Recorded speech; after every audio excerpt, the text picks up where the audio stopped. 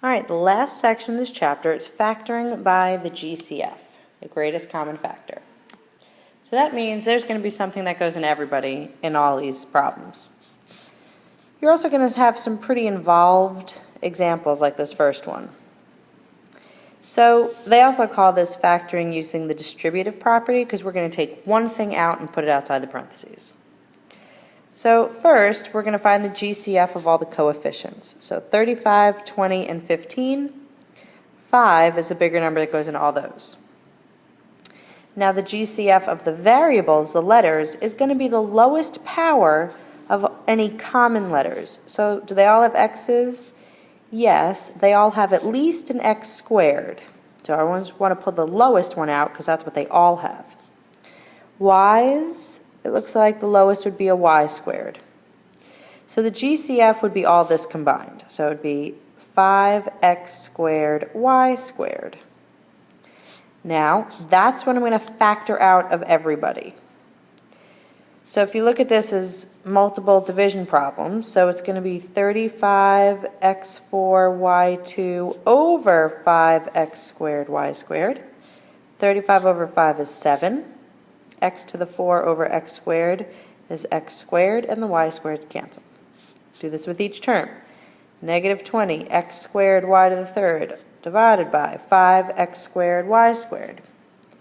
Negative 20 over 5 becomes negative 4. The x squareds cancel. Remember, we subtract powers, so 3 minus 2 becomes y to the first. And the last one, 15x squared y squared over 5x squared y squared. 15 over 5 is a positive 3. X squareds and y squareds canceled. So it's just like you're undistributing. So see how you have a number left in front of your parentheses? That's why it's called the distributive property. So let's try some examples here.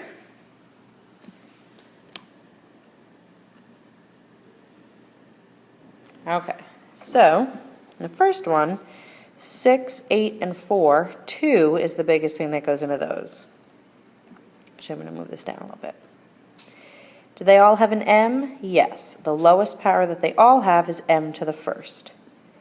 So basically what I'm doing here is just dividing everybody by 2m and putting anything that's left inside the parentheses. So the first will give me 3m to the third minus 4m plus 2. Okay, and that's it. Next one, 15, 10, and 25 would be a 5. Do they all have an x? No. Do they all have a y? No. So basically, I'm just going to divide everybody by 5. 3xy cubed minus 2x to the fifth plus 5y squared. Done. Okay, now the last thing we're going to do is something called grouping. Okay, now what that means is we're going to group. This only works, grouping only works when you have 1, 2, 3, 4 terms.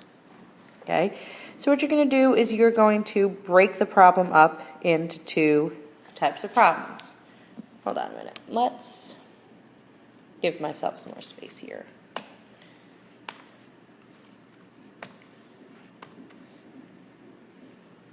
Whoops.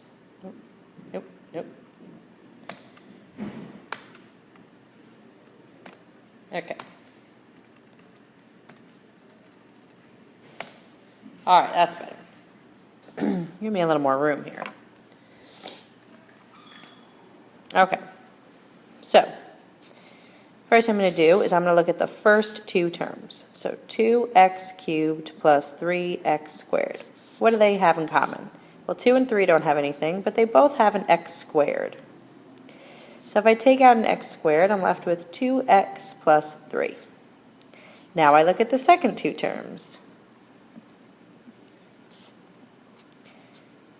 10x plus 15. Well, they have a 5 in common, so if I divide the 5 out, I get 2x plus 3. Notice, I should have the same parentheses for both. If I don't, I messed up. So you write your answer as your outside terms So my outside terms were x squared and a positive 5, so I say x squared plus 5. And then whatever matched, but you just write it once. So 2x plus 3. Okay? So that's how you write your final answer. Outside terms go in one parentheses, and whatever occurred twice goes in one parentheses, but you only write it once.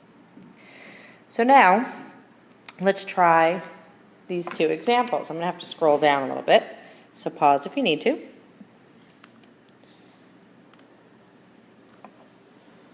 Okay. So, group the first two together. What do they have in common? X to the third. Take out an x to the third, you're left with x squared plus 4. Over here, now, if this is a negative number, you should take out a negative number as their GCF. And here's why. If I divide by negative 2, I get x squared, and negative 8 divided by negative 2 is a plus 4. And now my parentheses match. If I didn't take this negative out here, my parentheses wouldn't match, so it would have messed up. Outside terms, and the repeated parentheses. And you're done. Two terms, group them up. GCF over here looks to be 3x squared. Divide that out, you get 2x minus 1, which is fine. Over here, it looks like they have a 7 in common. 2x minus 1. This is really a positive 7 because I didn't put a sign there. So outside terms and the matching, whoops, that should be a 1. Matching inside terms. And that's grouping. So just think of it as two little problems and then combine your answers.